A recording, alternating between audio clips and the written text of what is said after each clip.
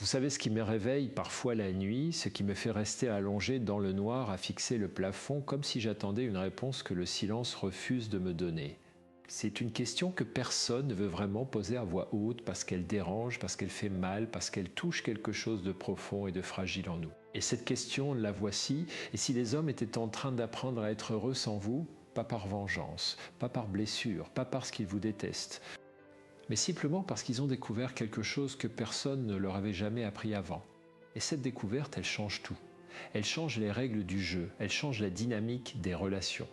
Elle change ce que vous croyez savoir sur vous-même, sur eux, sur ce que vous valez dans leur vie. Je suis Christophe André, psychiatre et psychothérapeute depuis plus de 30 ans, et je vous dis aujourd'hui quelque chose que peu de gens ont le courage de formuler clairement. Nous traversons une révolution, silencieuse dans la façon dont les hommes vivent, ressentent et construisent leur bonheur. Et cette révolution a des conséquences directes sur votre vie, sur votre couple, sur votre désirabilité, sur votre capacité à être aimé et respecté. Si vous ne comprenez pas ce qui se passe, si vous continuez à naviguer à l'aveugle en pensant que les choses fonctionnent encore comme avant, vous risquez de vous retrouver seul, non pas parce que vous n'êtes pas assez bien, mais parce que vous n'avez pas les bonnes clés pour décoder ce nouveau monde. Alors restez avec moi. Ce que je vais vous partager aujourd'hui n'est pas une liste de conseils superficiels que vous avez déjà lus dans un magazine. C'est le fruit de décennies de travail clinique, de milliers d'heures passées à écouter des hommes et des femmes me raconter leurs joies, leurs douleurs, leurs regrets et leurs espoirs. C'est de la science, c'est de la psychologie, c'est de la vraie vie, et c'est pour vous. Imaginez une scène que vous connaissez peut-être. Une femme de 50 ans, appelons-la Claire, se retrouve un soir à parcourir le profil Instagram de son ex-mari. Ils se sont séparés il y a 2 ans. La séparation a été difficile, douloureuse, comme toutes les séparations le sont vraiment. Et là, sur son écran, elle voit des photos. Son ex-mari en randonnée dans les Alpes, souriant, bronzé, l'air libre. Son ex-mari en train de cuisiner, avec des amis autour d'une grande table. Son ex-mari dans un café, un livre à la main, l'air parfaitement serein. Et Claire, elle, est assise dans son appartement, les cheveux encore humides dès la douche, une tasse de tisane froide à côté d'elle et elle ressent quelque chose qu'elle ne sait pas vraiment nommer. Ce n'est pas de la jalousie exactement, ce n'est pas de la colère non plus, c'est quelque chose de plus profond, de plus troublant, c'est la sensation que lui est en train de construire quelque chose sans elle. Et que cette construction a l'air belle, cette scène, je l'ai entendue des centaines de fois dans mon cabinet. Pas exactement comme ça, bien sûr. Chaque histoire est unique, mais le fond est toujours le même.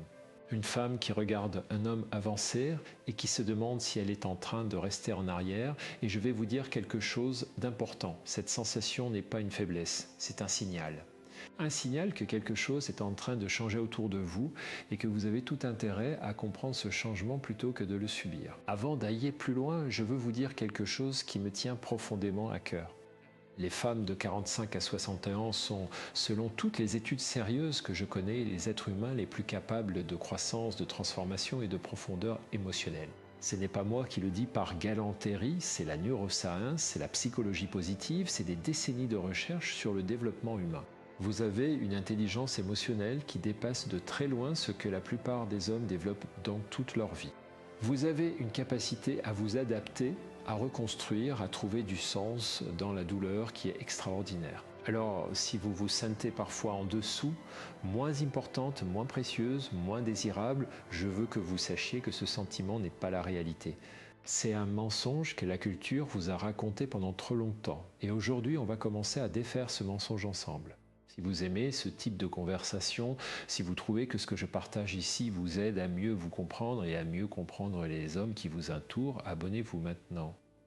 Parce que ce que je fais sur cette chaîne, c'est exactement ça, vous donner des outils concrets, ancrés dans la science et dans la vraie vie, pour naviguer avec plus de clarté, plus de confiance et plus de joie dans vos relations. Cliquez sur le bouton d'abonnement, activez la cloche de notification et rejoignez cette communauté de femmes qui ont décidé de comprendre plutôt que de subir. C'est l'acte le plus intelligent que vous puissiez faire aujourd'hui.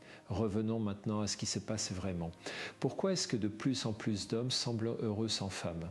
Pourquoi est-ce que cette tendance dérange autant? Et surtout, qu'est-ce que ça signifie pour vous? Pour répondre à ces questions, il faut d'abord comprendre quelque chose de fondamental sur la psychologie masculine.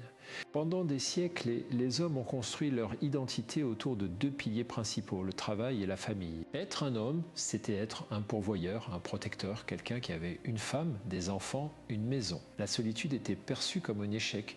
Un homme seul était un homme qui n'avait pas réussi. Voilà le script culturel qui a dominé pendant des générations. Mais quelque chose a changé, et ce changement est profond, structurel, et il s'accélère. Les hommes, surtout ceux qui ont traversé des divorces douloureux, des séparations difficiles, des relations où ils se sont sentis incompris ou insuffisants, ces hommes-là ont commencé à faire quelque chose de révolutionnaire. Ils ont commencé à investir dans eux-mêmes, dans leur santé physique, dans leurs amitiés, dans leurs passions, dans leur paix intérieure. Et ils ont découvert que cette vie-là, cette vie construite autour de leur propre épanouissement, leur procurait quelque chose qu'ils n'avaient jamais vraiment connu dans leur relation de couple. La légèreté. Je me souviens d'un patient, appelons-le Michel, 62 ans, divorcé depuis 4 ans après 28 ans de mariage. Quand il est venu me voir pour la première fois, il était brisé. Il pleurait dans mon cabinet, ce qui pour un homme de sa génération représentait déjà un acte de courage immense. Il me disait qu'il ne savait pas qui il était sans sa femme, qu'il avait construit toute sa vie autour d'elle et que maintenant il se retrouvait dans un appartement vide à ne pas savoir comment faire la lessive. Ce n'est pas une métaphore. Il ne savait littéralement pas faire la lessive. Parce que pendant 28 ans, c'était elle qui s'en occupait. Et je ne dis pas ça pour critiquer les femmes. Je dis ça pour vous montrer à quel point les rôles traditionnels ont créé des dépendances mutuelles qui n'étaient pas saines pour personne. 2 ans plus tard, Michel revenait me voir pour un bilan. Et je ne reconnaissais plus le même homme, il avait appris à cuisiner et pas juste des pâtes. Il avait rejoint un club de randonnée, il avait renoué avec son fils dont il s'était éloigné pendant des années. Il lisait. Il méditait à sa façon, sans bougie ni encens, juste 10 minutes le matin à boire son café en regardant par la fenêtre. Et il me disait avec une sorte d'émerveillement dans la voix, « Christophe, je ne pensais pas que c'était possible d'être heureux comme ça, seul, sans avoir besoin de quelqu'un pour valider mon existence. » Et là, je veux que vous m'écoutiez très attentivement, parce que ce que je vais dire maintenant est crucial. Michel n'était pas heureux parce qu'il n'avait pas besoin des femmes. Il était heureux parce qu'il avait arrêté d'avoir besoin d'une femme pour se sentir entier. Ce n'est pas la même chose. Et cette distinction est tout. Parce qu'un homme qui se sent entier en lui-même est un homme qui peut choisir une relation par désir, par amour, par envie de partager, et non plus par peur de la solitude ou par besoin de validation. Et cet homme-là, cet homme qui choisit librement, est infiniment plus attirant, plus stable, plus capable d'aimer vraiment, mais il est aussi infiniment plus sélectif, et c'est là que ça devient intéressant pour vous. Parce que si vous êtes en train de regarder votre ex-mari ou l'homme de votre vie s'épanouir sans vous, si vous vous demandez comment il fait, si vous sentez cette petite douleur dans la poitrine, quand vous voyez ces photos de bonheur, voici ce que je veux que vous entendiez, il n'est pas en train de vous remplacer. Il est en train de se trouver lui-même et la vraie question n'est pas comment est-ce que je peux le reconquérir ou comment est-ce que je peux le rendre dépendant de moi. La vraie question est est-ce que moi je suis en train de faire la même chose pour moi-même?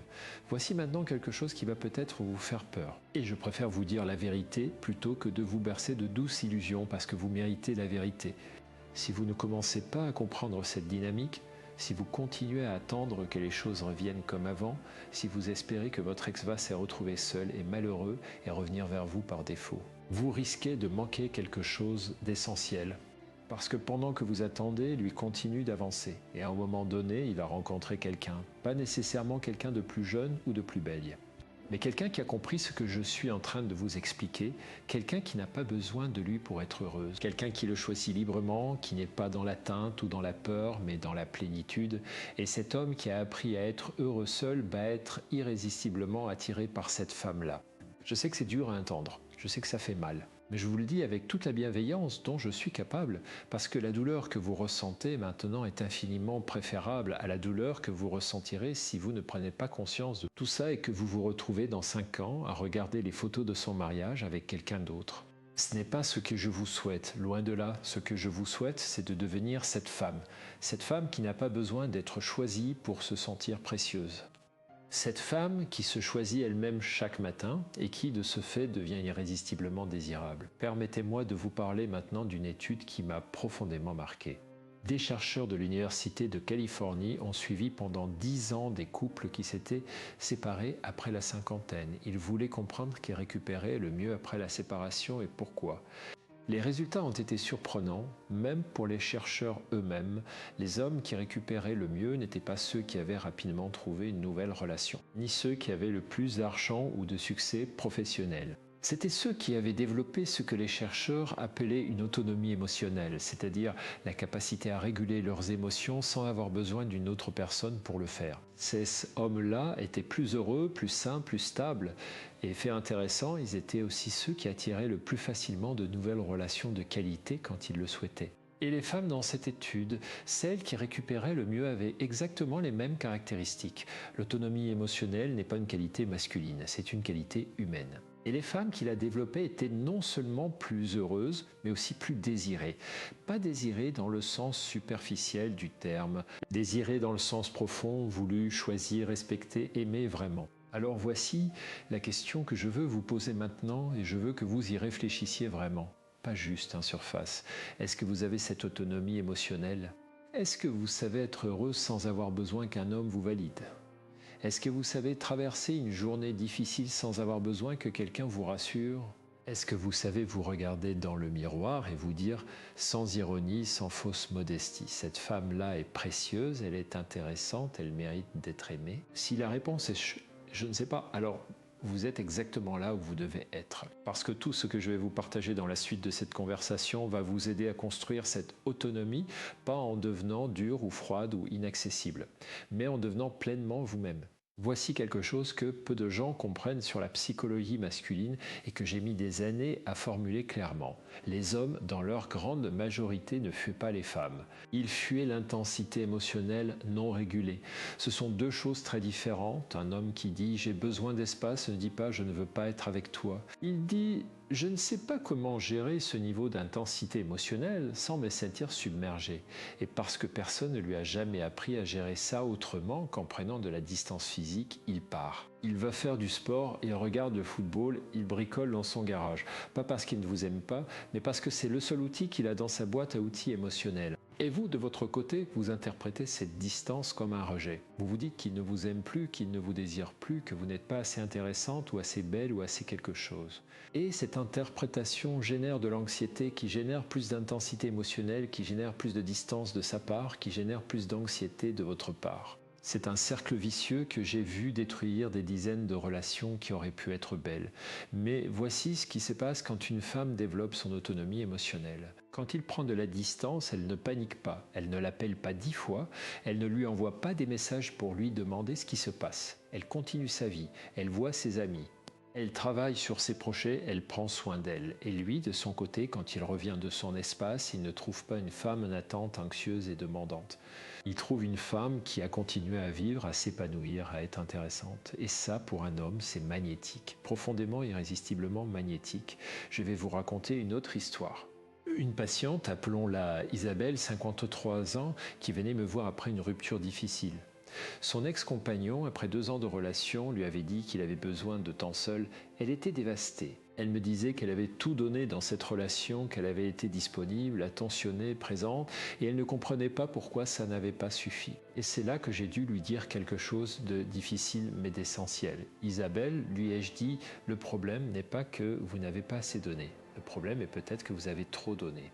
Trop d'amour, trop de vous-même, vous vous êtes effacé dans cette relation au point de ne plus exister en dehors d'elle. Et un homme ne peut pas vraiment désirer quelqu'un qui n'existe que pour lui. Le désir a besoin d'un espace entre deux êtres. Il a besoin d'une certaine altérité, d'une certaine mystère, d'une certaine vie propre de l'autre. Quand cet espace disparaît, le désir s'étiole. Isabelle a mis du temps à entendre ça. C'est normal. C'est une vérité qui dérange parce qu'elle va à l'encontre de ce qu'on nous a appris sur l'amour. On nous a appris que l'amour, c'est le don total, la fusion, le sacrifice. Et oui, l'amour implique du don et du sacrifice, mais pas l'effacement, jamais l'effacement. Parce que quand vous vous effacez, vous ne donnez plus votre meilleur, vous donnez votre peur. Et personne ne peut vraiment aimer quelqu'un qui lui donne sa peur. Mais Isabelle a travaillé. Elle a recommencé à peindre, une passion qu'elle avait abandonnée pendant sa relation. Elle a rejoint un club de lecture. Elle a repris contact avec des amis qu'elle avait négligés. Et 6 mois plus tard, quand son ex-compagnon l'a recontactée, elle était différente. Pas différente dans le sens où elle avait changé de look ou perdu du poids. Différente dans l'énergie qu'elle dégageait. Elle était pleine, pleine d'elle-même et lui le sentait et il voulait être près de cette plénitude. Je ne vous dis pas ça pour vous donner une technique de manipulation. Je vous dis ça parce que c'est la vérité psychologique. Les gens sont attirés par ceux qui semblent entiers, pas parfaits, entiers. Il y a une différence énorme. Maintenant, laissez-moi vous parler de quelque chose qui dérange vraiment les femmes et je comprends pourquoi ça dérange. Il y a une tendance croissante chez les hommes, surtout après la cinquantaine, à choisir ce que les sociologues appellent la solitude volontaire. Ce ne sont pas des hommes qui subissent la solitude. Ce sont des hommes qui la choisissent activement, qui la préfèrent à une relation qui ne les épanouit pas. Et cette tendance est en augmentation.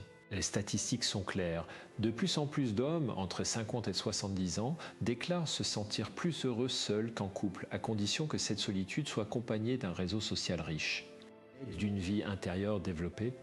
Et ça dérange les femmes parce que ça remet en question quelque chose de fondamental dans la façon dont elles se perçoivent. Si un homme peut être heureux sans moi, est-ce que ça veut dire que je ne suis pas indispensable? Est-ce que ça veut dire que je n'ai pas de valeur? Et la réponse est non. Absolument non. Mais elle nécessite une nuance importante. Vous n'êtes pas indispensable à son bonheur. Vous pouvez être précieuse à sa vie. Ce sont deux choses très différentes, et la seconde est infiniment plus belle que la première. Pensez-y un instant. Est-ce que vous voulez vraiment être avec quelqu'un qui a besoin de vous pour être heureux? Quelqu'un dont le bonheur dépend entièrement de vous? Ça peut sembler flatteur au premier abord, mais en réalité c'est un fardeau immense, parce que vous devenez responsable de son état émotionnel. Et cette responsabilité est épuisante, étouffante et finalement destructrice pour les deux. Ce que vous voulez vraiment, ce dont vous avez besoin, c'est quelqu'un qui vous choisit, pas quelqu'un qui vous subit, pas quelqu'un qui a besoin de vous comme on a besoin d'un médicament, quelqu'un qui vous regarde et qui dit « ma vie est belle sans toi et elle est encore plus belle avec toi ». C'est ça l'amour adulte. C'est ça l'amour que vous méritez. Permettez-moi maintenant de vous parler de ce que les neurosciences nous apprennent sur les désirs et l'attraction. Il y a une hormone dont on parle beaucoup, la dopamine, souvent appelée l'hormone du plaisir. Mais ce que beaucoup de gens ne savent pas, c'est que la dopamine n'est pas l'hormone du plaisir. C'est l'hormone de l'anticipation du plaisir, c'est la différence entre avoir et vouloir.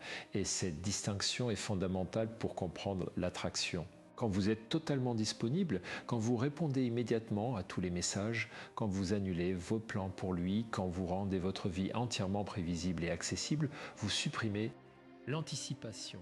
Et sans anticipation, pas de dopamine. Et sans dopamine, l'attraction diminue. Ce n'est pas de la cruauté, ce n'est pas de la manipulation, c'est de la neurobiologie.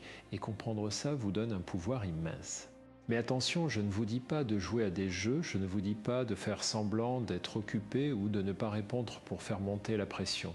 Ce genre de stratégie superficielle ne fonctionne pas sur le long terme et ne mérite pas votre intelligence. Ce que je vous dis, c'est d'être vraiment occupé, d'avoir vraiment une vie riche, intéressante, pleine. Pas pour lui, pour vous, et le fait que ça vous rende plus désirable est un effet secondaire agréable, mais pas l'objectif principal. L'objectif principal, c'est votre propre épanouissement, c'est votre propre bonheur. C'est votre propre vie. Et quand vous construisez ça, quand vous investissez dans vous-même avec la même énergie que vous avez investi dans vos relations, quelque chose de remarquable se produit. Vous changez. Pas à l'extérieur nécessairement, bien que ça arrive aussi souvent, mais à l'intérieur, vous devenez plus légère, plus présente, plus vivante. Et les gens autour de vous le sentent. Les hommes le sentent. Et ils sont attirés par ça comme des papillons vers la lumière. Voici une question que je vous pose et je veux que vous y réfléchissiez vraiment, pas de façon abstraite, mais de façon concrète et honnête. Qu'est-ce qui vous rend heureuse, vraiment heureuse, en dehors de toute relation amoureuse ?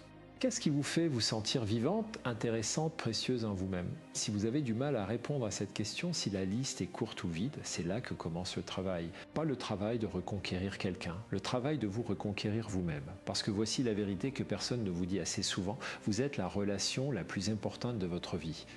Avant votre mari, avant vos enfants, avant vos amis. La relation que vous avez avec vous-même est le fondement de tout le reste. Et si cette relation est fragile, si vous ne vous faites pas confiance, si vous ne vous aimez pas vraiment, toutes vos autres relations porteront le poids de cette fragilité. Je travaille depuis des années sur la pleine conscience, le mindfulness, et je veux vous dire quelque chose d'important sur cette pratique. Parce que souvent les gens pensant que c'est quelque chose de mystique, de spirituel, réservé à ceux qui font du yoga en leggings coloré sur une plage au coucher du soleil. Ce n'est pas ça.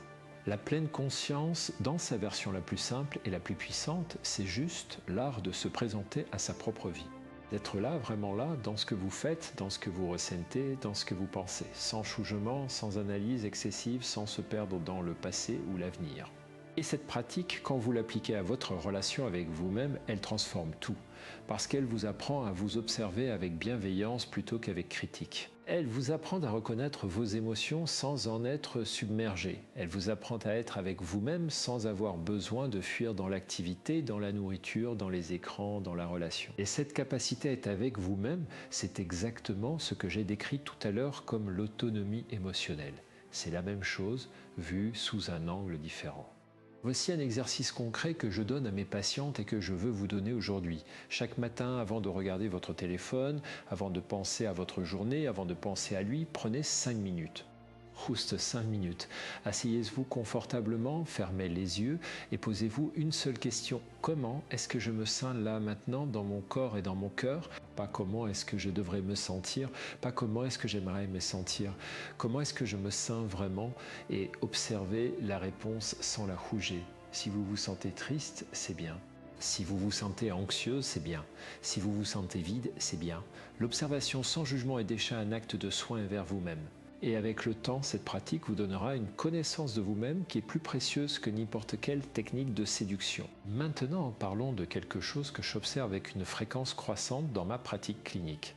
Les femmes de votre génération, les femmes de 45 à 60 ans sont souvent prises dans ce que j'appelle le piège de la compétence invisible. Vous avez passé des décennies à être compétente dans absolument tout, compétente au travail, compétente à la maison, compétente dans l'éducation des enfants, compétente dans la gestion des émotions de tout le monde. Et cette compétence qui est réelle et admirable est devenue tellement naturelle, tellement évidente que personne ne la voit plus, ni les autres, ni vous-même.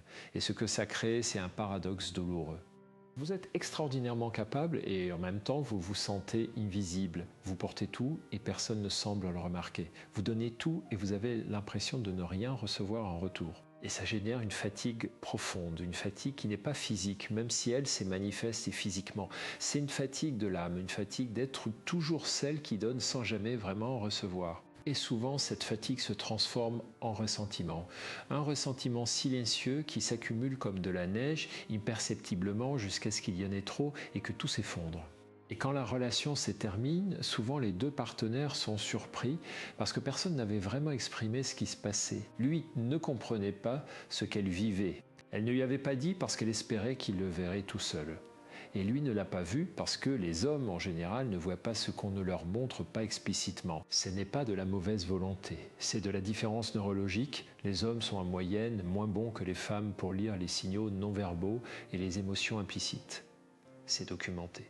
C'est mesurable et c'est important à comprendre, non pas pour excuser les comportements qui ne sont pas acceptables, mais pour arrêter de vous battre contre une réalité que vous ne pouvez pas changer. Que vous pouvez changer, c'est la façon dont vous communiquez. Et ça, c'est une compétence qui s'apprend. Mais avant d'apprendre à mieux communiquer avec les autres, il faut apprendre à mieux communiquer avec vous-même. Et c'est là que je veux vous amener maintenant. Parce que la racine de tous les problèmes relationnels que j'ai observés dans ma carrière, sans exception, c'est un manque de clarté sur ce qu'on veut vraiment, sur ce qu'on ressent vraiment, sur ce qu'on est vraiment. Et cette clarté ne vient pas de l'extérieur, elle vient de l'intérieur. Voici quelque chose que je dis souvent à mes patients et qui les surprend toujours. Vous ne pouvez pas vraiment aimer quelqu'un que vous ne connaissez pas, et ça vaut pour vous-même. Si vous ne vous connaissez pas vraiment, si vous n'avez pas pris le temps d'explorer vos propres désirs, vos propres peurs, vos propres valeurs, vos propres limites, vous ne pouvez pas vous aimer vraiment. Et si vous ne vous aimez pas vraiment, vous ne pouvez pas être aimé vraiment, parce que vous n'avez pas de fondation sur laquelle construire cet amour. Je sais que tout ça peut sembler abstrait. Alors, laissez-moi vous donner quelque chose de très concret. Je vais vous parler maintenant des 5 erreurs les plus communes que je vois les femmes faire après une séparation ou dans une relation difficile et comment les éviter. La première erreur, c'est d'attendre que l'autre change pour être heureuse. J'ai entendu des milliers de fois cette phrase dans mon cabinet. Si seulement il changeait, je serais heureuse. Et je comprends ce sentiment. vraiment, mais voici la réalité, vous ne pouvez pas contrôler ce que l'autre fait ou ne fait pas, vous ne pouvez contrôler que vous-même. Et attendre que l'autre change pour être heureuse, c'est donner le contrôle de votre bonheur à quelqu'un d'autre. C'est le pire investissement que vous puissiez faire. Reprenez ce contrôle. Pas en devenant indifférente à ce que l'autre fait, mais en décidant que votre bonheur ne dépend pas de ses choix. La deuxième erreur, c'est de confondre l'amour et le besoin.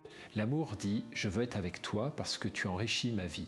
Le besoin dit « j'ai besoin de toi parce que sans toi, je me sens incomplète ». Le premier est un cadeau, le second est un fardeau. Et les hommes, même ceux qui ne pourraient pas l'articuler ainsi, sentent instinctivement la différence. Ils sont attirés par le premier et étouffés par le second. La troisième erreur, c'est de négliger son propre corps et sa propre santé. Je ne parle pas de perdre du poids ou de ressembler à un magazine. Je parle de prendre soin de son corps avec amour et respect. Bouger, dormir. Mangez bien, pas par discipline ou par punition, mais parce que votre corps est le temple de votre vie et il mérite d'être traité comme tel. Et quand vous prenez soin de votre corps, quelque chose change dans la façon dont vous vous percevez et dans la façon dont les autres vous perçoivent. Ce n'est pas superficiel. C'est profondément lié à votre énergie vitale. La quatrième erreur, c'est d'isoler ses émotions. Beaucoup de femmes, après une séparation ou dans une période difficile, se ferment émotionnellement. Elles se disaient « je ne vais pas montrer ma douleur, je vais être forte ». Et la force est une belle chose, mais la force ne signifie pas l'absence d'émotions. La vraie force, c'est de pouvoir ressentir pleinement ses émotions sans en être détruite. C'est de pouvoir pleurer, être en colère, être triste et continuer quand même à avancer. Les émotions ne sont pas des ennemis. Ce sont des informations et si vous les ignorez, elles ne disparaissent pas. Elles s'accumulent et elles finissent par exploser au pire moment. La cinquième erreur, et c'est peut-être la plus importante, c'est de croire que vous n'avez plus le temps. J'entends ça souvent, j'ai 50 ans, il est trop tard pour changer, pour recommencer, pour être heureuse. Et je veux vous dire, avec toute la force de mes 30 ans de pratique clinique et de mes recherches sur le développement humain, c'est faux. Profondément, scientifiquement faux. Le cerveau humain conserve une plasticité remarquable jusqu'à un âge très avancé. Vous pouvez changer, vous pouvez apprendre, vous pouvez vous transformer. Et les femmes qui le font dans la deuxième moitié de leur vie connaissent souvent les périodes les plus riches et les plus épanouissantes de leur existence. Il y a une étude fascinante menée par des chercheurs de l'Université de Chicago qui a suivi des femmes entre 45 et 65 ans pendant 20 ans. Ils voulaient comprendre ce qui déterminait leur niveau de bonheur et de satisfaction dans la vie. Et les résultats ont été clairs, le facteur le plus prédictif du bonheur n'était pas la situation amoureuse, ni la situation financière, ni même la santé physique.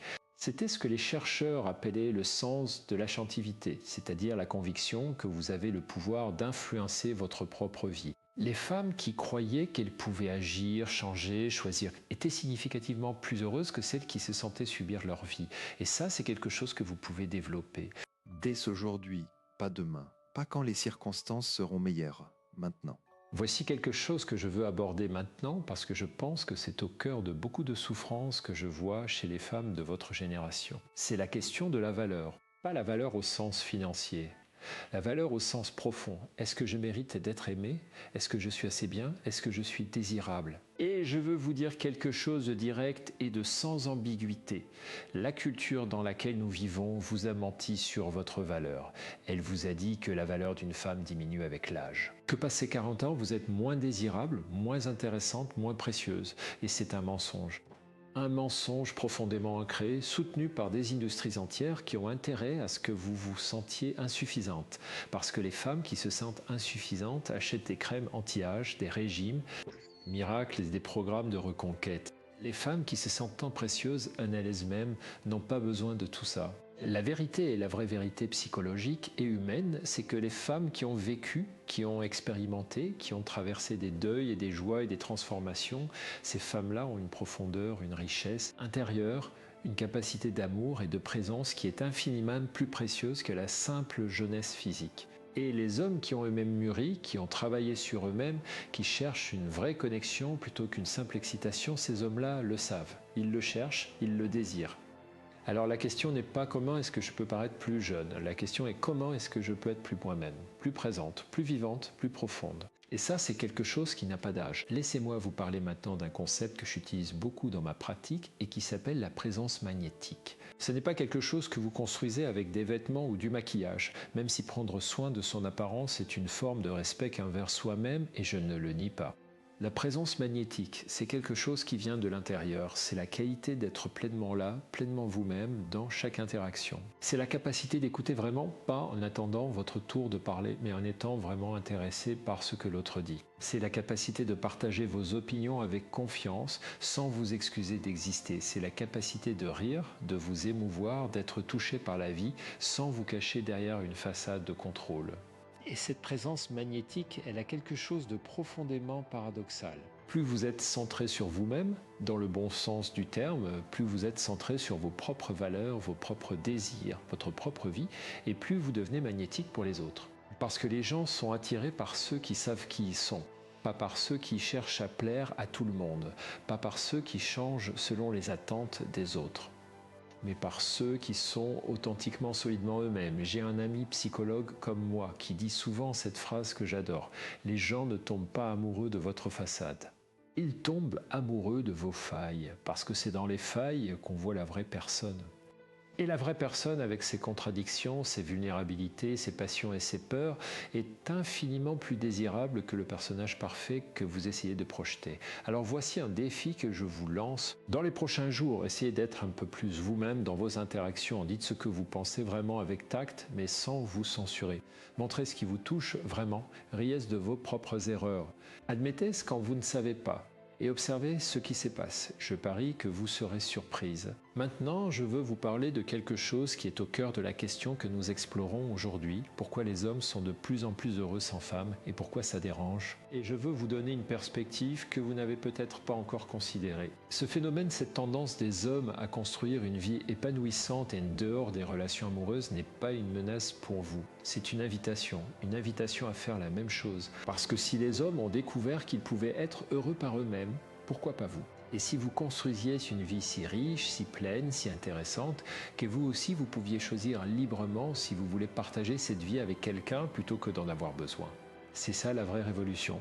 Pas la révolution où les hommes n'ont plus besoin des femmes, mais la révolution où ni les hommes ni les femmes n'ont besoin de l'autre pour être heureux et peuvent donc se choisir librement avec joie par désir et non par peur. Et cette révolution, vous pouvez en faire partie. Dès maintenant, pas dans 6 mois quand vous aurez perdu du poids, pas quand vous aurez résolu tous vos problèmes.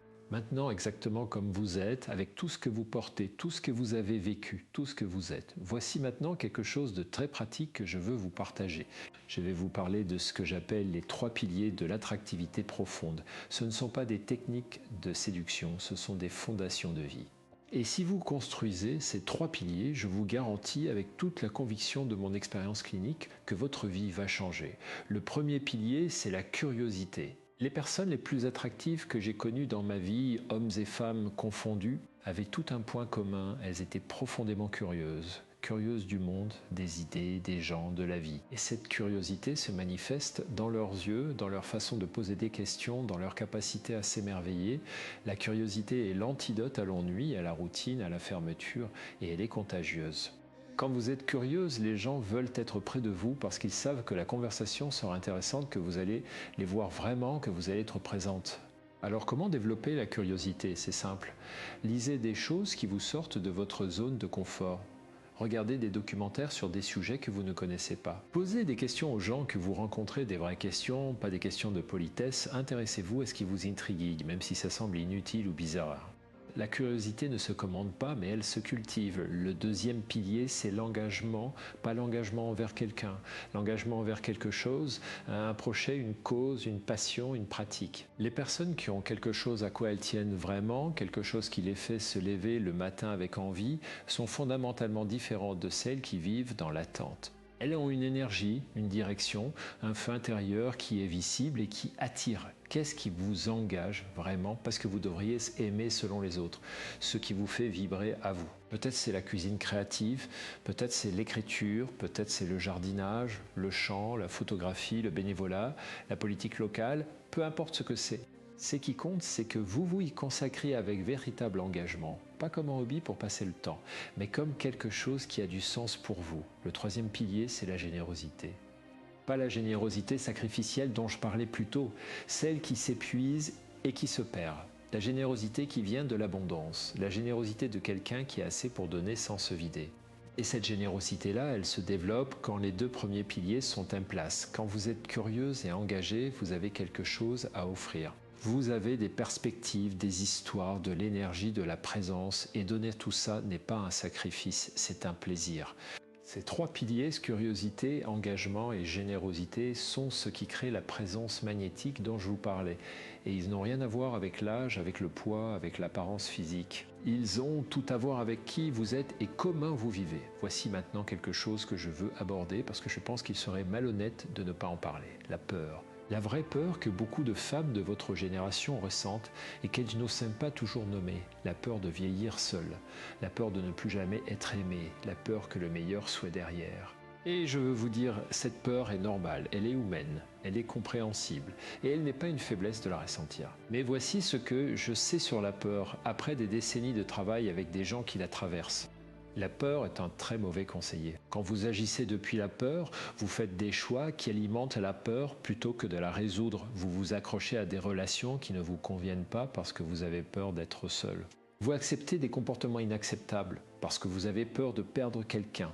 Vous vous effacez parce que vous avez peur de ne pas plaire. Et tout ça ne fait que renforcer la conviction profonde que vous n'êtes pas assez bien, que vous avez besoin de quelqu'un pour valider votre existence. La sortie de ce cycle n'est pas d'éliminer la peur.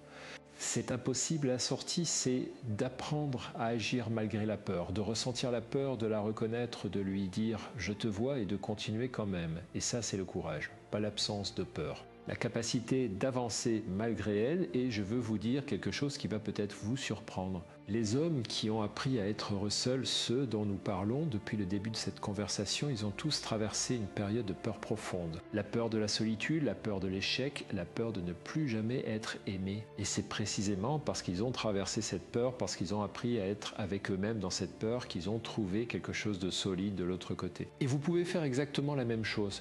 Maintenant, je veux vous parler d'un sujet qui est souvent tabou dans les conversations sur les relations, mais qui est absolument central, le désir. Pas seulement le désir physique, même si ça en fait partie, le désir au sens large, l'envie, l'attraction, ce qui fait qu'on veut être près de quelqu'un. Il y a une chose que j'ai observée constamment dans ma pratique et qui me fascine encore aujourd'hui, le désir naît toujours dans un espace de légère incertitude, pas dans l'anxiété ou dans la peur de perdre l'autre, mais dans une légère incertitude agréable, une sorte de tension douce qui maintient l'attention et l'intérêt. Et cette incertitude ne peut exister que quand les 2 personnes ont une vie propre, des mystères, des profondeurs à explorer. Quand une relation devient trop fusionnelle, trop prévisible, quand il n'y a plus d'espace entre les 2 personnes, le désir s'étiole, pas parce que l'amour a disparu, mais parce que l'espace nécessaire au désir a disparu. Et c'est souvent ce qui se passe dans les longues relations. Non pas que les gens ne s'aiment plus, mais que la proximité excessive a étouffé le désir. La solution n'est pas de créer de la distance artificielle. La solution est d'avoir une vraie vie propre. Des amis, des passions, des projets, des pensées, des rêves qui vous appartiennent à vous et que vous ne partagez pas entièrement avec l'autre, pas par secret ou par manque de confiance, mais parce que vous êtes un être entier, pas la moitié d'un couple. Et voici quelque chose de contre-intuitif que j'ai observé. Les couples qui maintiennent le mieux leur désir mutuel sur le long terme sont ceux où les 2 partenaires ont des vies suffisamment riches et indépendantes pour se retrouver avec quelque chose à partager, quelque chose de nouveau à apporter à l'autre. Ils se retrouvent comme 2 personnes qui se choisissent, pas comme 2 moitiés qui se complètent. C'est une vision de l'amour qui est très différente de ce qu'on nous a appris. On nous a appris que l'amour, c'est la fusion, la complémentarité, le fait d'être l'un pour l'autre, et il y a de la beauté dans ça. Mais il y a aussi un piège.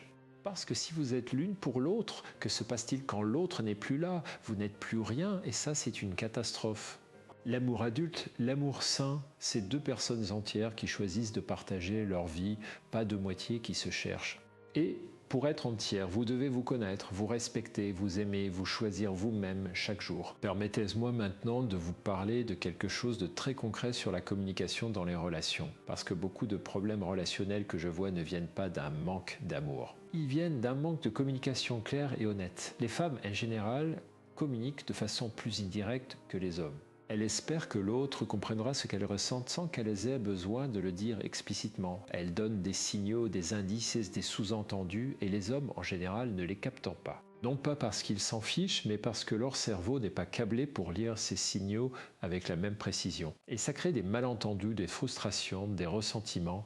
Elle pense qu'il ne s'intéresse pas à ce qu'elle ressent, lui ne comprend pas ce qui se passe, et tous les deux souffrent inutilement. La solution, c'est d'apprendre à communiquer de façon directe, claire et bienveillante. Pas agressive, pas accusatrice, mais directe. Dire ce que vous ressentez vraiment, dire ce dont vous avez besoin vraiment. Dire ce qui ne va pas vraiment, avec des mots simples, sans attendre que l'autre devine, et je sais que ça peut sembler risqué. Être direct, ça expose, ça vous rend vulnérable. Parce que si vous dites clairement ce que vous voulez et que l'autre ne peut pas ou ne veut pas vous le donner, vous ne pouvez plus vous dire qu'il n'a pas compris. Vous devez faire face à la réalité. Et c'est plus difficile que de rester dans l'ambiguïté. Mais l'ambiguïté ne protège pas. Elle retarde seulement la douleur en l'amplifiant au passage. La clarté, même quand elle fait mal, est toujours plus saine que l'ambiguïté confortable. Voici maintenant quelque chose que je veux vous dire sur l'après-séparation, parce que beaucoup d'entre vous traversent peut-être cette période en ce moment ou l'ont traversée récemment.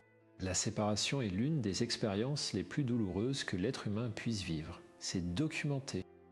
Neurobiologiquement, la douleur du rejet et de la perte active les mêmes zones du cerveau que la douleur physique.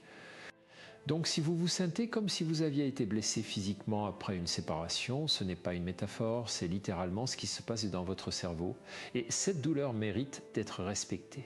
Elle mérite du temps, de la compassion, de l'espace. Pas d'être combattu ou ignoré ou noyé dans l'activité frénétique. La douleur est un processus de guérison. Si vous lui donnez l'espace dont elle a besoin, elle passe pas entièrement, pas toujours, mais elle change de nature, elle devient moins aiguë, moins envahissante, elle laisse de la place pour autre chose. Et dans cette autre chose, il y a souvent quelque chose d'inattendu, une liberté, une légèreté, une possibilité. Beaucoup de femmes que j'ai accompagnées après des séparations difficiles me disent quelques années plus tard que c'est cette période qui a été la plus transformatrice de leur vie. Non pas parce que la douleur était belle, mais parce que la douleur les a forcées à se retrouver elles-mêmes, à se poser des questions qu'elles n'auraient jamais posées autrement, à construire quelque chose de nouveau sur des bases plus solides. Je pense à une femme, appelons-la Marie-Hélène, 57 ans, qui venait me voir après un divorce, après 30 ans de mariage. Elle était dévastée. Elle me disait qu'elle ne savait plus qui elle était en dehors de son rôle d'épouse et de mère, et elle avait raison. Elle avait tellement investi dans ses rôles qu'elle avait perdu le fil de sa propre identité. Nous avons travaillé ensemble pendant 2 ans. Et ce que j'ai vu se passer chez Marie-Hélène est l'une des choses les plus belles que j'ai jamais observées dans ma pratique clinique. Elle a redécouvert une femme extraordinaire, une femme qui avait des opinions tranchées sur l'art et la politique, une femme qui adorait voyager seule. Une femme qui avait un sens de l'humour dévastateur que son ex-mari n'avait jamais vraiment apprécié. Une femme qui, à 57 ans, avait plus d'énergie et de désir de vivre qu'elle n'en avait eu à 30. Et aujourd'hui, Marie-Hélène est dans une relation nouvelle, belle et équilibrée. Pas parce qu'elle a cherché à reconquérir quelqu'un, mais parce qu'elle est devenue quelqu'un que les autres ont envie de connaître. Voici quelque chose d'important que je veux vous dire sur le temps. Nous vivons dans une culture de l'immédiateté, tout doit aller vite, les résultats doivent être visibles immédiatement. Et ça crée une impatience terrible, surtout dans les domaines de la croissance personnelle et des relations. Mais la transformation profonde ne se fait pas vite. Elle se fait lentement, imperceptiblement, comme une plante qui pousse, et souvent on ne la voit pas parce qu'on la regarde de trop près. Ce n'est qu'en prenant du recul, en regardant où on était il y a un an, 2 ans, 5 ans, qu'on voit le chemin parcouru. Alors je vous demande de la patience, pas une patience passive. Une patience active qui continue à faire des petits gestes chaque jour, à prendre soin de soi, à cultiver sa vie intérieure, à maintenir ses relations, à s'engager dans ses passions. Et qui fait confiance au processus même quand les résultats ne sont pas immédiatement visibles. Parce que le changement est en cours même si vous ne le voyez pas encore, même si vous avez l'impression de stagner. Le fait que vous soyez là à écouter cette conversation, à réfléchir à ces questions est déjà un signe que quelque chose bouge en vous. Maintenant, je veux vous parler de quelque chose qui est souvent négligé dans les discussions sur les relations et le bonheur, l'amitié féminine. Les femmes ont en général une capacité d'amitié profonde et nourrissante qui est l'une de leurs plus grandes forces. Et pourtant, dans les périodes de vie amoureuse intense, cette amitié est souvent mise de côté. On néglige ses amis pour son partenaire, on annule des rendez-vous, on passe moins de temps avec celles qui nous connaissent vraiment. Et quand la relation se termine, on se retrouve parfois isolé sans le réseau de soutien dont on aurait besoin. C'est une erreur que je vois souvent et elle est compréhensible. L'amour romantique a une intensité qui peut éclipser tout le reste, mais les amis sont essentiels, pas comme substitut à l'amour romantique, comme fondation de votre vie émotionnelle. Les études sur le bonheur et la longévité sont claires sur ce point. Les personnes qui ont des relations profondes et authentiques avec leurs amis sont plus heureuses, plus saines et vivent plus longtemps. Et pour les femmes en particulier, les amitiés féminines ont une valeur thérapeutique documentée. Elles réduisent le stress, renforçant l'estime de soi et créent un sentiment de sécurité et d'appartenance qui est fondamental. Alors si vous avez négligé vos amis, c'est le moment de les rappeler.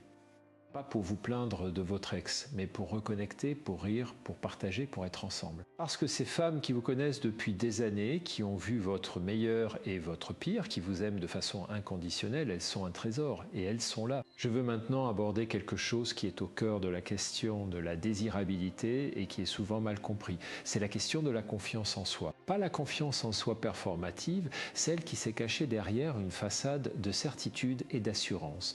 La vraie confiance en soi, celle qui est calme, stable, ancrée. La vraie confiance en soi ne dit pas « je suis parfaite », elle dit « je suis suffisamment bien », elle dit « j'ai des forces et des faiblesses et les deux font partie de qui je suis ». Elle dit « je peux me tromper et ce n'est pas la fin du monde », elle dit « je mérite d'être traitée avec respect et si ce n'est pas le cas, je peux partir ». Et cette confiance-là, elle ne se construit pas en se comparant aux autres, elle se construit en se connaissant soi-même et en honorant ses propres valeurs, en tenant ses propres engagements envers soi-même. Chaque fois que vous faites quelque chose que vous vous étiez promis de faire, chaque fois que vous vous respectez, chaque fois que vous choisissez ce qui est bon, pour vous plutôt que ce qui est facile, vous construisez cette confiance. Et cette confiance est visible, les gens la voient, les hommes la voient, elle est magnétique, pas parce qu'elle est arrogante ou distante, mais parce qu'elle est réelle, parce qu'elle dit quelque chose d'essentiel sur vous. Cette femme sait qui elle est, et ça, c'est irrésistible. Voici maintenant quelque chose que je veux vous dire sur la séduction, parce que je pense que ce mot a été tellement mal utilisé qu'il a perdu son vrai sens. La séduction n'est pas une technique, ce n'est pas un jeu. Ce n'est pas une façon de manipuler quelqu'un pour qu'il fasse ce que vous voulez. La vraie séduction, c'est simplement le fait d'être pleinement vous-même, de façon si vivante et si authentique que les gens veulent être près de vous. La vraie séduction, c'est quand vous partagez votre passion pour quelque chose avec tant d'enthousiasme que l'autre ne peut pas s'empêcher d'être touché. C'est quand vous riez vraiment de ce rire qui vient du ventre et qui est incontrôlable. C'est quand vous dites quelque chose d'honnête et d'inattendu, quelque chose que les autres ne disent pas parce qu'ils ont peur du jugement. C'est quand vous regardez quelqu'un vraiment avec une attention complète et bienveillante et qu'il se sent vu pour la première fois depuis longtemps. Ça, c'est la séduction. Et vous en êtes capable. Vous en avez toujours été capable. Peut-être que vous l'avez oublié, peut-être que la vie, les responsabilités, les déceptions vous ont fait perdre contact avec cette partie de vous. Mais elle est là, elle attend. Je veux vous parler maintenant d'un phénomène que j'observe de plus en plus et qui est directement lié à notre sujet. C'est ce que j'appelle la renaissance à 50 ans. De plus en plus de femmes, après avoir traversé une séparation, un deuil, une période difficile, connaissent dans la deuxième moitié de leur vie une sorte d'explosion créative et vitale. Comme si la douleur avait brisé quelque chose qui les empêchait d'être pleinement elles-mêmes, ces femmes recommencent à peindre, à écrire, à voyager, à étudier. Elles changent de carrière, elles créent des entreprises. Elles s'engagent dans des causes qui les passionnent. Elles vivent avec une intensité et une liberté qu'elles n'avaient jamais connues avant et elles sont magnétiques, profondément, irrésistiblement magnétiques. Ce n'est pas un hasard, c'est le résultat d'un processus que les psychologues appellent la croissance post-traumatique. L'idée que les épreuves, quand elles sont traversées avec conscience et soutien, peuvent mener à une forme de croissance qui n'aurait pas été possible autrement, pas en dépit de la douleur, mais à travers elle. Et je veux vous dire, vous êtes peut-être au début de ce processus ou au milieu, ou peut-être que vous ne le savez pas encore. Mais si vous êtes là à écouter cette conversation, à chercher à comprendre, à vouloir grandir, vous êtes sur le bon chemin, et ce chemin mène quelque part de beau. Voici maintenant quelque chose de très pratique que je veux vous donner. Je vais vous parler de ce que j'appelle les rituels de soi. Ce sont de petites pratiques quotidiennes qui, accumulées dans le temps, créent une relation profonde et bienveillante avec vous-même. Ce ne sont pas des révolutions. Ce sont des gestes simples, répétés, qui signifient quelque chose d'important. Je prends soin de moi, je me respecte, je m'investis dans ma propre vie. Et le premier rituel, c'est le mouvement. Pas nécessairement le sport intense, mais bouger chaque jour d'une façon qui vous fait plaisir. Marcher dans la nature, danser dans votre salon, faire du yoga doux, nagère, peu importe ce que c'est pourvu que vous bougez et que ça vous fait du bien. Le mouvement libère des endorphines, réduit le cortisol, améliore l'humeur et l'estime de soi. C'est documenté, c'est prouvé et c'est gratuit. Le deuxième rituel, c'est la nourriture consciente. Pas un régime, pas une privation, mais manger avec attention, avec plaisir en choisissant des aliments qui vous nourrissent vraiment. Prendre le temps de savourer ce que vous mangez plutôt que d'avaler en regardant votre téléphone. Ce rituel simple transforme votre relation avec votre corps et par extension votre relation avec vous-même. Le troisième rituel, c'est l'apprentissage continu, apprendre quelque chose de nouveau chaque semaine, pas nécessairement quelque chose d'utile, quelque chose d'intéressant. Un fait sur l'histoire, une recette nouvelle, quelques mots d'une langue étrangère, une technique de peinture. L'apprentissage maintient le cerveau vivant et alerte et il crée un sentiment de compétence et de croissance qui est profondément satisfaisant. Le quatrième rituel, c'est la gratitude. Non pas la gratitude performative, celle qu'on écrit dans un journal parce qu'on a lu que c'était bon pour soi. La vraie gratitude, celle qui naît d'un moment d'attention à ce qui est beau dans votre vie. Un coucher de soleil, une conversation qui vous a touché, un repas délicieux, le fait que votre corps fonctionne. Ces petites choses qui sont là constamment et qu'on ne voit plus parce qu'on est trop occupé à regarder ce qui manque. Le cinquième rituel, c'est la connexion. Appelez une amie, pas pour parler de problèmes, mais juste pour prendre des nouvelles, pour rire, pour être en contact, envoyer un message à quelqu'un en pensant à eux. Sourire à un inconnu dans la rue. Ces petits actes de connexion humaine nourrissent quelque chose de fondamental en nous, ce besoin d'appartenance qui est aussi primaire que le besoin de nourriture et de sommeil. Ces 5 rituels pratiqués régulièrement construisent progressivement une vie intérieure riche et stable. Et cette vie intérieure est la fondation de tout le reste. Maintenant, je veux aborder quelque chose qui est peut-être la partie la plus délicate de cette conversation. Je veux vous parler de ce que vous pouvez faire si vous souhaitez reconnecter avec votre ex-partenaire ou si vous êtes dans une relation qui traverse une période difficile. Parce que tout ce que j'ai dit jusqu'ici s'applique dans ce contexte aussi, mais il y a quelques nuances importantes. La première chose à comprendre, c'est que vous ne pouvez pas reconquérir quelqu'un en essayant de le reconquérir. Ça semble paradoxal, mais c'est la réalité psychologique. Quand vous êtes dans un mode de reconquête, vous dégagez une énergie de manque, de besoin, d'insécurité. Et cette énergie repousse plutôt qu'elle n'attire. Les hommes, comme tous les êtres humains, sont attirés par ceux qui se sentent bien dans leur peau, pas par ceux qui ont besoin d'eux. La seule façon de vraiment attirer quelqu'un, c'est de devenir quelqu'un qu'on a envie de rejoindre. Et pour devenir quelqu'un qu'on a envie de rejoindre, vous devez d'abord être quelqu'un que vous avez vous-même envie d'être. Donc si vous voulez reconnecter avec votre ex ou améliorer votre relation actuelle, la première étape n'est pas de lui envoyer un message, de changer votre coiffure ou d'apprendre de nouvelles techniques. Communication. La première étape, c'est de vous investir dans vous-même, de construire cette vie riche et intéressante dont je vous parle depuis le début, de développer cette autonomie émotionnelle, de cultiver votre présence magnétique et ensuite de laisser cette nouvelle version de vous-même être visible, parce que les gens changent. Et quand ils voient que vous avez changé, vraiment changé, pas superficiellement, mais profondément, ça crée quelque chose de nouveau, une curiosité, une attraction, une envie de vous connaître à nouveau. Mais voici ce qui est crucial, vous devez faire ce travail pour vous, pas pour lui, parce que si vous le faites pour lui, il le sentira et ça ne fonctionnera pas. Et surtout, parce que si vous le faites pour vous, même si lui ne revient pas, vous aurez quand même gagné quelque chose d'inestimable, vous-même. Je veux maintenant vous parler de quelque chose qui me tient profondément à cœur et qui est lié à la question de la vieillesse et de la vitalité. Parce que le titre de cette conversation parle de bonheur et de vieillesse et je veux vous dire quelque chose d'important sur ce sujet. La vieillesse dans notre culture est présentée comme un déclin, comme une perte progressive de tout ce qui compte, la beauté, la vitalité, la désirabilité, la pertinence, et cette vision est non seulement fausse, elle est dangereuse. Parce qu'elle crée une peur de vieillir qui empoisonne les années qui devraient être parmi les plus riches de votre vie. La vérité, telle que la psychologie et la neuroscience la décrivent, est très différente. Les études sur le bonheur au cours de la vie montrent quelque chose de fascinant. Le bonheur moyen augmente avec l'âge. Pas de façon linéaire, il y a des creux, notamment autour de la cinquantaine pour beaucoup de gens. Mais globalement, les personnes de 65 à 80 ans rapportaient des niveaux de bonheur et de satisfaction dans la vie supérieurs à ceux des personnes de 30 ou 40 ans. Pourquoi ? Parce qu'avec l'âge vient une sagesse émotionnelle, une capacité à choisir ses batailles, à lâcher prise sur ce qui n'a pas d'importance, à savourer ce qui est beau, à être présent à sa propre vie, que les jeunes cherchent frénétiquement et ne trouvent souvent pas. Les personnes plus âgées l'ont souvent développé naturellement à travers l'expérience et la traversée des épreuves. Et cette sagesse émotionnelle, cette capacité à être présent et à apprécier la vie est profondément attractive. Elle est visible dans les yeux de quelqu'un qui a vraiment vécu. Elle est audible dans la façon dont une personne parle, dans la profondeur de ses réflexions, dans la qualité de son écoute. Et elle est irrésistible pour quiconque cherche une vraie connexion plutôt qu'une simple excitation de surface. Donc vieillir, ce n'est pas perdre de la valeur, c'est en gagner. À condition de vieillir consciemment, de continuer à grandir, à apprendre, à s'ouvrir, à se transformer, et ça c'est un choix que vous pouvez faire aujourd'hui. Je veux vous parler maintenant d'un aspect de la psychologie masculine que peu de femmes comprennent vraiment et qui est pourtant fondamental pour comprendre pourquoi certains hommes semblent s'y épanouir seuls.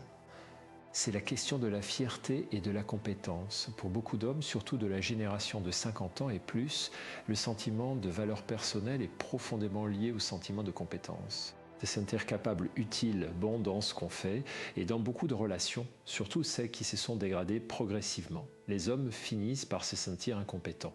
Incompétents à rendre leur partenaire heureuse, incompétents à résoudre les problèmes du couple, incompétents à être l'homme qu'elle veut qu'il soit.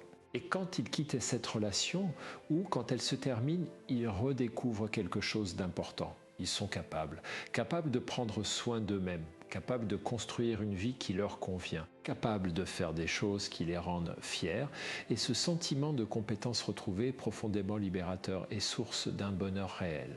Ce que cela signifie pour vous, c'est qu'une relation saine est une relation où les deux partenaires se sentent compétents et valorisés, où chacun se sent capable d'apporter quelque chose à l'autre. Et ça implique de reconnaître et d'exprimer ce que l'autre apporte, pas seulement de pointer ce qui manque. Combien de fois les femmes que je vois en thérapie me disent qu'elles n'ont jamais dit à leur partenaire ce qu'elles appréciaient vraiment chez lui. Elles lui ont dit ce qui n'allait pas. Elles lui ont dit ce qu'elles voulaient qu'il change, mais elles n'ont pas dit, tu sais, quand tu fais ça, ça me touche vraiment. Quand tu dis ça, je me sens comprise. Quand tu l'as comme ça, je suis heureuse.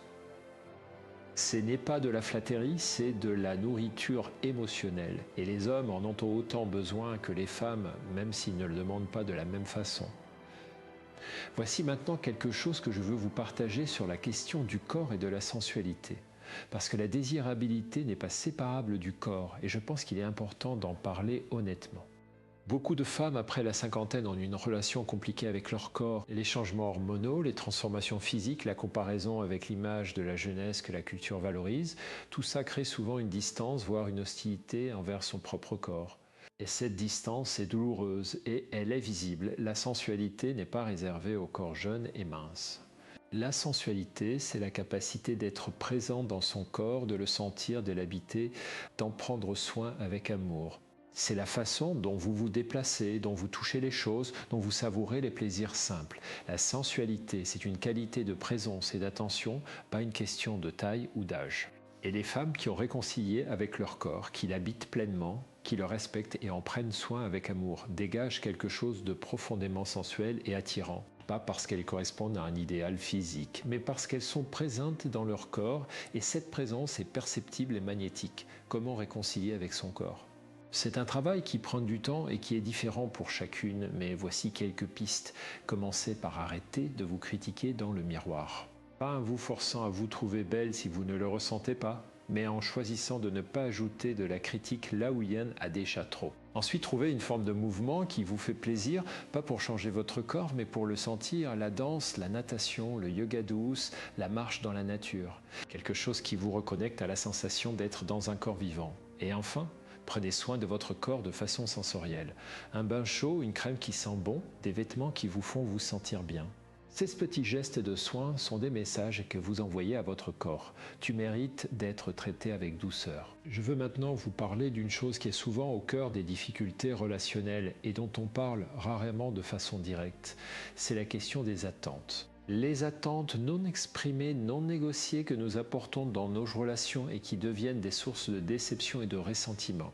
Chacun de nous arrive dans une relation avec un modèle intérieur de ce que cette relation devrait être. Ce modèle vient de notre enfance, de nos parents, de ce que nous avons vu, de ce que nous avons lu, de ce que la culture nous a dit sur l'amour. Et souvent, ce modèle est implicite. Nous ne le connaissons pas vraiment nous-mêmes. Nous ne l'avons jamais vraiment examiné. Nous ne l'avons jamais exprimé à notre partenaire. Et puis la réalité de la relation ne correspond pas à ce modèle. Et nous sommes déçus, et nous en voulons à l'autre de ne pas correspondre à un modèle qu'il ne connaît même pas. L'une des choses les plus utiles que vous puissiez faire pour votre vie relationnelle, c'est d'examiner vos propres attentes, de vous demander qu'est-ce que j'attends vraiment d'une relation. Qu'est-ce que j'attends d'un partenaire? Ces attentes sont-elles réalistes? Sont-elles basées sur qui je suis vraiment ou sur ce que j'ai appris que je devrais vouloir? Et lesquelles de ces attentes ai-je jamais exprimées clairement? Ce travail d'examen des attentes est souvent surprenant. On découvre des choses qu'on n'avait pas vues, des attentes contradictoires, des attentes héritées de nos parents qu'on n'a jamais vraiment choisies, des attentes qui correspondent à une version de nous-mêmes qui n'existe plus. Et en les examinant, on peut commencer à les accuster, à les clarifier, à les communiquer. Et ça change tout dans la façon dont on vit ces relations. Permettez-moi de vous parler maintenant de quelque chose qui est, selon moi, l'une des questions les plus importantes que vous puissiez vous poser à ce stade de votre vie. Et cette question est: qu'est-ce que je veux vraiment pour la prochaine décennie de ma vie? Pas ce que les autres veulent pour vous, pas ce que la société dit que vous devriez vouloir, pas ce que vous pensiez vouloir il y a 20 ans. Que vous voulez vraiment maintenant, avec tout ce que vous savez sur vous-même, avec toute l'expérience que vous avez accumulée, avec toute la sagesse que vous avez développée. Peut-être que vous voulez une relation amoureuse profonde et équilibrée.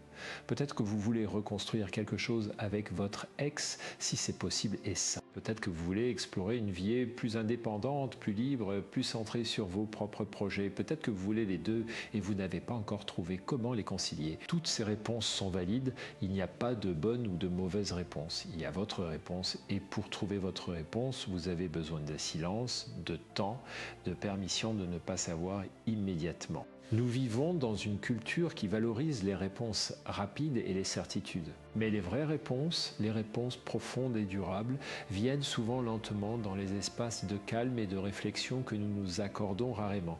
Alors je vous invite à vous accorder ce temps, à vous asseoir avec la question sans chercher à y répondre immédiatement, à laisser la réponse émerger progressivement, comme une image qui se développe dans un bain de révélateurs photographiques. Vous vous souvenez de ça, cette magie lente de voir quelque chose apparaître progressivement? C'est comme ça que les vraies réponses viennent.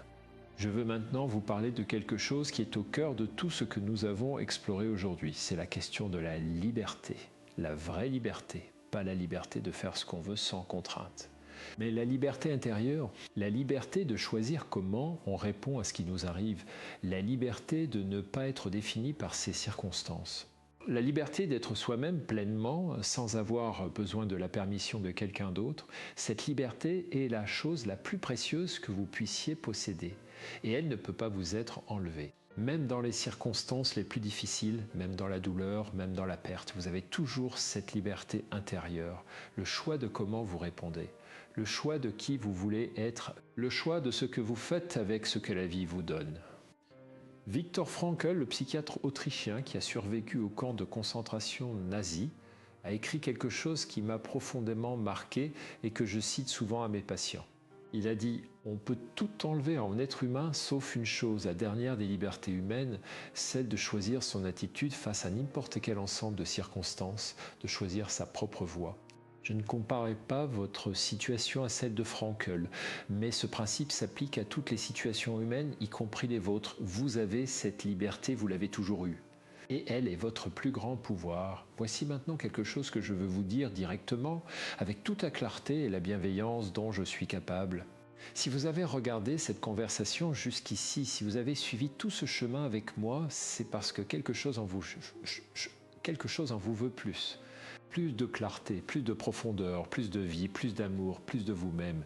Et je veux vous dire, ce désir est juste, ce désir est beau, ce désir est la preuve que vous n'avez pas renoncé. Que malgré la douleur, malgré les déceptions, malgré les doutes, il y a en vous une flamme qui continue de brûler. Et cette flamme, c'est vous. C'est votre vie qui veut être vécue pleinement. Ne l'éteignez pas. Ne la réduisez pas, ne la mettez pas en atteinte jusqu'à ce que les circonstances soient meilleures. Nourrissez-la maintenant avec tout ce que vous avez appris aujourd'hui, avec tout ce que vous êtes. Parce que voici la vérité finale, la vérité que je veux que vous emportiez avec vous de cette conversation.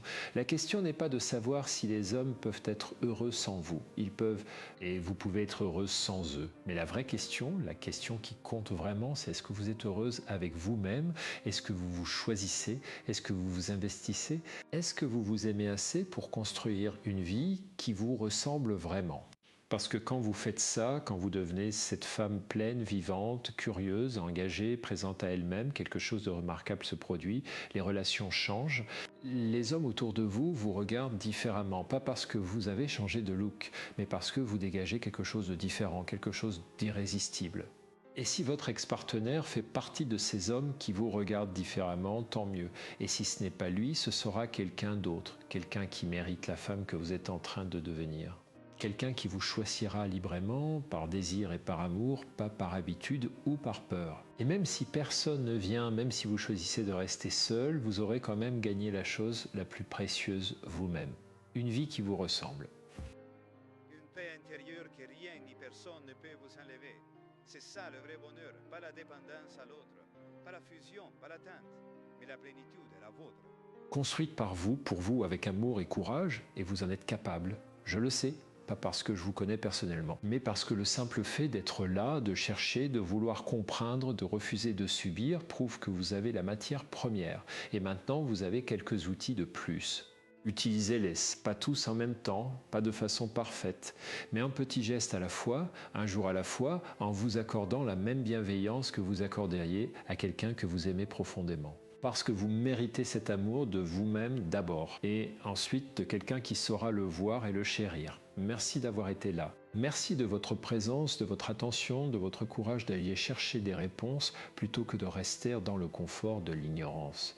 Ce n'est pas anodine, ce n'est pas petit, c'est un acte de courage et d'amour envers vous-même. Si vous n'êtes pas encore abonné à cette chaîne, c'est le moment, parce que ce que je partage ici, ce sont des conversations comme celle-ci. Des conversations qui vont en profondeur, qui respectent votre intelligence, qui vous donnent des outils concrets pour vivre mieux, aimer mieux, être mieux. Et vous méritez ça. Cliquez sur le bouton d'abonnement, activez les notifications et rejoignez cette communauté de femmes qui ont décidé de se choisir. Et si vous avez une amie qui traverse une période difficile, qui se pose des questions sur ses relations, sur sa valeur, sur son avenir, partagez cette vidéo avec elle. Parce que parfois, les mots justes au bon moment peuvent tout changer, et peut-être que ces mots-là sont exactement ce dont elle a besoin aujourd'hui. Je vous laisse avec une dernière pensée, quelque chose que j'ai appris au fil des années et qui continue de m'émerveiller. La vie humaine est extraordinairement résiliente. Les gens que j'ai vus au fond du gouffre, brisés, perdus, sans espoir, ces mêmes personnes m'ont montré encore et encore une capacité de renaissance et de transformation qui dépasse tout ce que j'aurais pu imaginer. Vous faites partie de cette espèce remarquable, vous avez cette résilience et elle est là en vous qui attend d'être mobilisée. La prochaine fois que vous douterez de vous, la prochaine fois que vous vous demanderez si vous êtes assez bien, si vous méritez d'être aimé, si le meilleur est derrière vous, je veux que vous vous souveniez de cette conversation. Et que vous vous disiez, je suis en train de devenir la meilleure version de moi-même, pas la plus parfaite, la plus vraie, la plus vivante, la plus moi. Et ça, c'est tout ce dont vous avez besoin